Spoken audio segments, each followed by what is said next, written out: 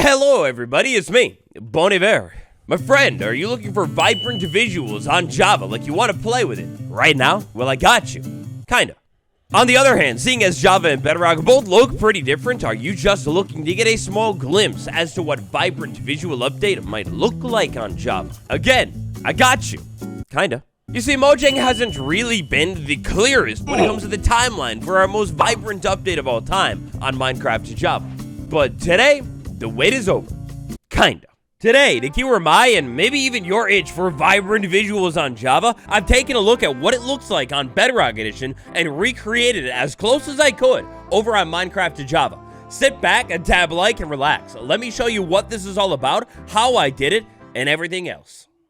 A tiny bit of background, how I did this, real quick. Vibrant visuals, the real deal, initially announced and shown off at Minecraft Live, and then wham bam, a couple of weeks later, dropped in-game, basically in full right now on Minecraft Bedrock Edition. In order to recreate it on Java, all we need to do is establish a baseline, and I'm gonna make a baseline. I've done it. We've already dove into the good vibes of vibrant visuals so much, and we'll be diving more into it very soon, stay tuned. But basically, I took a look around at how things are on Bedrock Edition, side-by-sided it on Epic Gamer dual monitor setup. I did my best to match things up on Java to how it actually looks on Bedrock.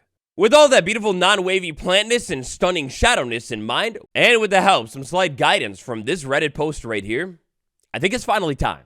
So, give it a quick second, let things load up, and oh my gosh, here we are. We've landed in one of the most beautiful Minecraft Java worlds that I think I've ever seen. And moving around immediately, looking at the ground, the shadows as the sun is slowly rising up into the air. They're pixely, they're aligned to the grid. This is like the biggest thing that you need to get right when it comes to vibrant visuals update. And I mean, even myself, it's pretty similar to the tiny little pixelated version that I've seen on Bedrock Edition in days earlier, moments before. Oh, wow, but walking around here inside of this field, it's just gorgeous. So, of course, take a look at the clouds. That's one of the big differences here. You keep in mind that for everything today, I've done my best to try and adjust every single setting. I'll show you all of them in a minute. Maybe there are some that you could still adjust, but at least for now, when it comes to vibrant visuals or recreation on Java Edition, I mean, right off the bat, the shadows, I hate to toot my own horn here, but I think this stuff is pretty close looking. It's kind of similar.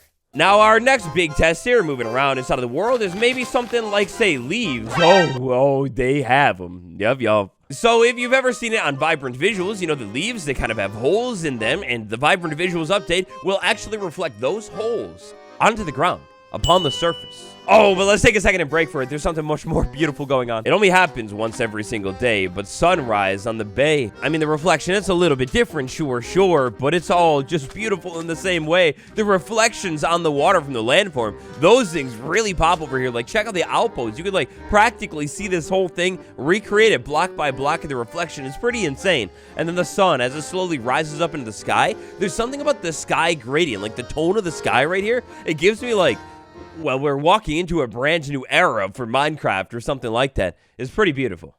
Oh, the sand walking around here. I mean, it's not even about the sounds today. There's nothing new here, but it's just the fact that, yeah, by the way, I'm checking all of this out in Minecraft 1.21.5. So if you're about to hop off of this video and check it out in your game, well, great news. You can check it out inside of the newest update as well. Real quick, we saw it with like a singular leaf block. How does it look with a tree? Well, yes, we have a strong and tall, beautiful tree, I must say so myself. But more importantly, on the shadows, you see that with the pixelation work, mimicking exactly what's going on with the leaves right there. The shadows, they've been locked in, they've got it down, and I think it's pretty much perfect.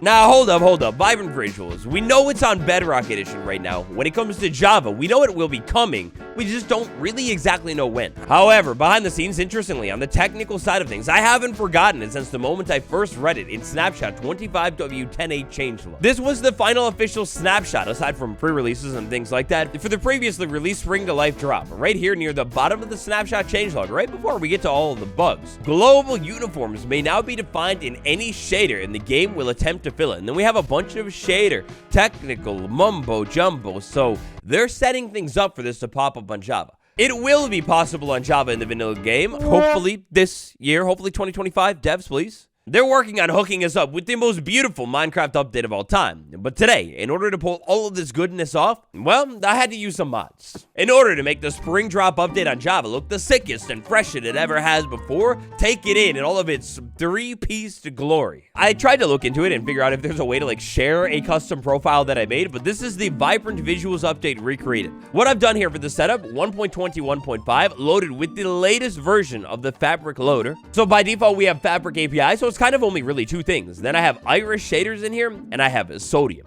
and that's it. And by the way, I'll go ahead and link everything that I can down below. Now, setting us up with Fabric, Iris, and Sodium, that was kind of the easy part. Because after that, we're going to need to take a look at every single Minecraft Java shader in existence, sort through them all, and only keep the one that is just right. The closest match. I knew for what we were about to walk into today, I would need a shader pack that doesn't go too over the top and add an insanely real sky, super wavy water, and a bunch of things like that. Instead, and kind of beautifully here too, I knew I would need one of the shader packs that is a little bit less resource intensive and a little bit more true to the vanilla Minecraft aesthetic.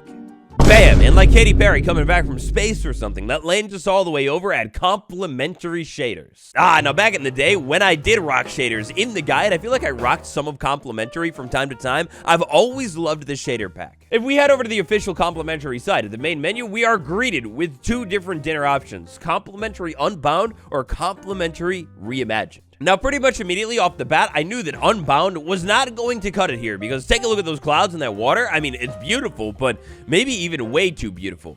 Instead, Reimagined. The perfect starting point. So that was it. Complementary shaders it was. I got them, jumped in game with them, enabled them, and, well, look, it wasn't quite there yet. Instead, I had to do a ton of customization work. Now, usually I would show you what it looked like before, but I don't think it's really necessary, and I've made a bunch of fancy custom settings, and I don't want to lose them, so I'm sorry. But eventually, after a little bit of setting, adjusting, and toggling, I think I've come up with one of the closest looks that I have seen on Minecraft Java to vibrant visuals so far. So thanks to the dynamic duo of Iris and Sodium here, when we pause the game, go to Options, Video Settings, the menu is going to look a little bit different, but don't worry, it's all the same. If we slide into Shader Packs over here, we will see our current Shader Pack Complementary Reimagined. By tapping on Shader Pack Settings right here, we'll be able to go into our settings and customize them one by one. So with Vibrant Visuals here, I've made a couple of big changes. First off, performance. You can adjust some of this stuff if it's lagging out on your game. Keep in mind, this is all still shaders. I assume when it comes to vanilla, it will run a little bit better, but I mean, I'm not gonna lie, it's not running really that bad at all with the settings that I have. But diving back into settings here, for some of these settings, for example, camera, I don't think I've changed very much or maybe even anything at all. I kind of just jumped into the game and went with it. When it comes to lighting, I mean, this is where most of the changes are happening here. Shadow smoothing, you're gonna wanna turn that all the way down to very sharp, and then of course, pixelated lighting, that's the big thing, the kahuna that's making all of this happen. Now, I don't know really how to show off different settings. I don't think I changed anything in lighting, color, multipliers, or anything there, but I don't really know how to show it off here.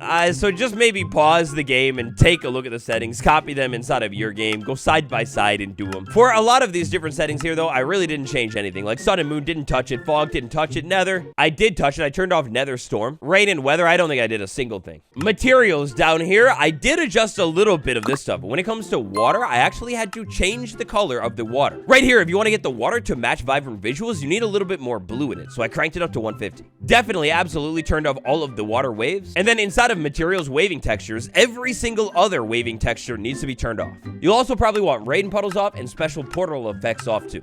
Last but not least, our other settings, I don't think I really changed any of this stuff at all. With those settings copied, adjusted, toggled, and locked in, well, you've done it. Vibrant visuals on Minecraft Java, or what I would consider close enough to it, voila.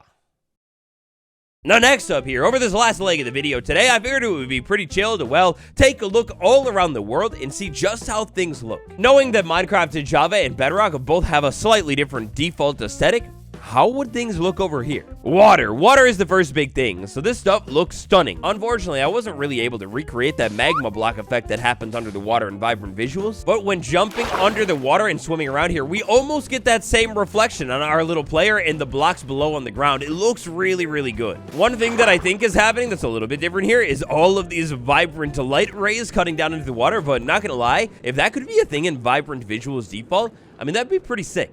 Also, check the sun and how soft it looks. Swamming around down here under the water, though. Oh, wow, it's beautiful. With the vibrant visuals, or the Java version of vibrant visuals.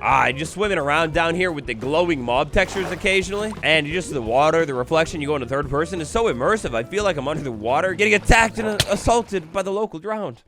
Ooh, now with our sun locked into that east-west grid here, the shadows, the same exact thing too. Now just like in Bedrock's Vibrant Visuals update, the shadows are more prevalent at sunrise and sunset, and take a look at how they actually like mimic the block here. We didn't take a look at it earlier on in the video. They are gorgeous looking even for some of the new stuff, and even like the simple stuff, something like grass right there, that just looks so good. Also the grass is like the block itself is oddly shiny as well. Another thing that looks really sick here with the lighting, and I just love it, I can stare at it all day long, is the fence. It's already like one of the most interestingly modeled blocks in the entire game. Add in the mix of shadows here, and oh, it's just so stunning looking. And again, right here, you can see if you have a fence kind of like, I guess, facing north-south, if you want to call it that, well, then there are no shadows created. Instead, it's just kind of like lumped and clumped in with the other shadows going east-west. Oh, now sunset right here at the mountain. Look at that. Just like in Vibrant Visuals, the sun shines through the mountain, except, well, this time, as the sun actually sets, it doesn't actually shine through the mountain. That's right, I've done it. It's better than the vanilla Vibrant Visuals update.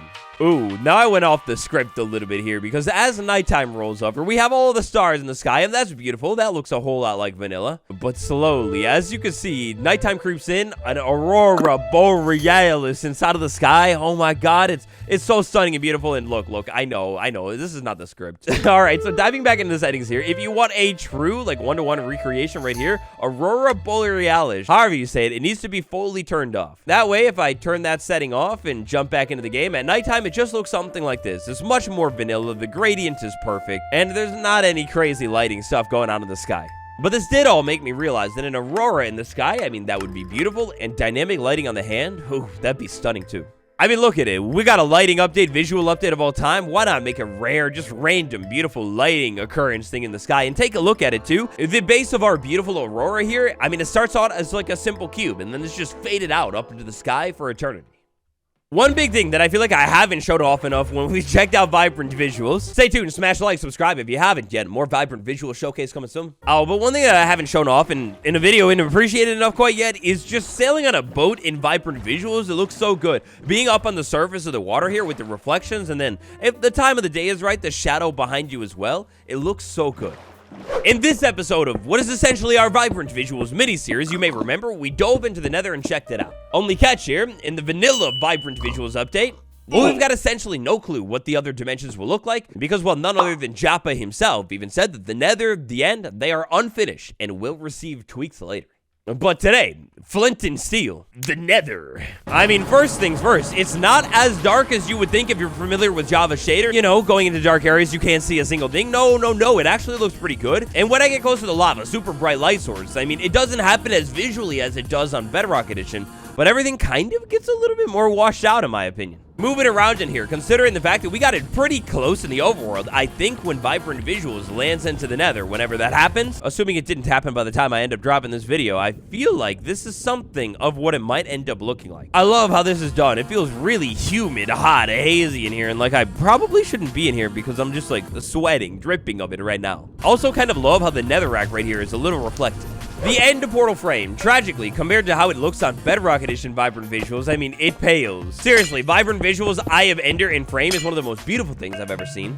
But for now, sliding into the end, oh my god. So look, this is definitely a departure from how it will look in vanilla, probably, absolutely, but that's stunning. Making our way out of town to find an end city here and just the outer end in general. Oh my god, the chorus fruit, whatever you call that stuff, it's so creepy and eerie looking with that, like, it almost looks like an eye on it. And then the end city, of course, towering. It's like a desktop wallpaper or something. That's what I've shown you. I hate to end on a low note today, but colorful lighting. It took me so long to notice that it's a thing on Vibrant Visuals update. Well, just pretend it's not a thing, because we don't really have it here. I mean, we kind of do. There's a very subtle blue hue, but man, it's nothing like that beautiful, Vibrant Visuals hue. The Vibrant Visuals update on Minecraft Java. Wait no more, wait no longer. If you manage to jump in game and adjust some of the settings even more, well, then tell me all about what you ended up doing to make it even more vanilla. Subreddit r/waddle some screenshots, probably the best way to do it. Vibrant Visuals, Minecraft Java, basically vanilla. Thanks for watching, check out the Vibey playlist for even more, and I'll see you all tomorrow. Goodbye, everybody.